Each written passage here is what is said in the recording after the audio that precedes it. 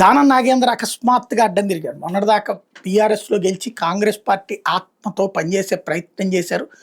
కాంగ్రెస్లో చేరారు. కాకపోతే తనని మరొక షాడో సీఎంగా ఒకప్పుడు రాజశేఖర్ రెడ్డి ఉన్నప్పుడు హైదరాబాద్ సీఎం అనేవాడు దానం నాగేంద్ర. ఎందుకంటే హైదరాబాద్ సంబంధించిన కథలన్నీ త్రూ దానం నాగేందర్ ద్వారా నడిపొచ్చేవాడు. సంగారెడ్డి సీఎం అని జయప్రకాష్ రెడ్డిని అనేవాడు, జగ్గారెడ్డి. ఎందుకంటే అక్కడ ఉన్నటువంటిది అంతా ఇక ముఖ్యమంత్రి పాత్రలో వీళ్ళే పోషిస్తున్నటువంటి సందర్భాలు అప్పుడు.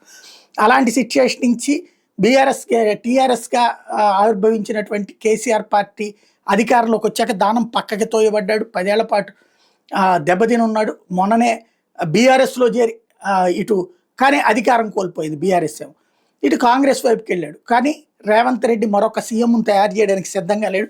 దానం నాగేందర్ని దెబ్బ కొట్టాడు, పక్కన కూర్చోబెట్టాడు. దాంతో ఇప్పుడు ఏదైతే స్మితా సబర్వాల్ విషయంలో మొన్న ఆమె చేసిన ఆ ట్వీట్ తర్వాత ఆమెను విచారించడం, ఆమెమో 2000 మంది అది రీట్వీట్ చేశారు, అందరినీ విచారిస్తారని అడగడం, ఆ పాయింట్ను రైట్ చేస్తూ ఆమె చేసింది తప్పేమీ లేదు అని వ్యాఖ్యానించడం. ఎందుకంటే మంత్రివర్గంలో చోటు దక్కుతుంది, లేకపోతే తన దందాలకి రేవంత్ ఎలవ్ చేస్తాడని చేయకపోయేటప్పటికి ఈ రూట్లోకి మారినట్టు కనబడుతుంది.